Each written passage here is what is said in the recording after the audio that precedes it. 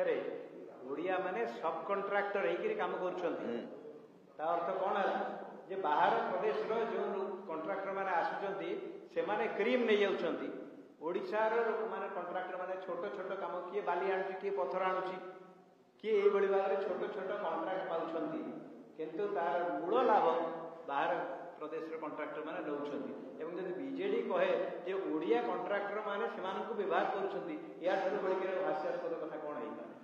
ପରିକ୍ରମା ପ୍ରକଳ୍ପ 900 କୋଟି ଟଙ୍କାରୁ ଉର୍ଦ୍ଧ୍ୱ, ସେ ପ୍ରକଳ୍ପ କୋଉ କଣ୍ଟ୍ରାକ୍ଟରର ଲାଭ ପାଇଁ ଏଇଟା କରାଯାଇଛି?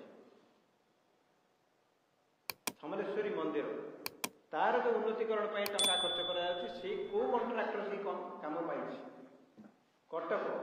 କଟକ ଚଣ୍ଡୀ, ମା କଟକ ଚଣ୍ଡୀ, ତାର ଉନ୍ନତିକରଣ ପାଇଁ ଯେଉଁ ଟଙ୍କା ଖର୍ଚ୍ଚ କରିବା ପାଇଁ ସରକାର ବ୍ୟବସ୍ଥା କରିଛନ୍ତି, କୋଉ କଣ୍ଟ୍ରାକ୍ଟର ତାର ଲାଭ ପାଇଛି?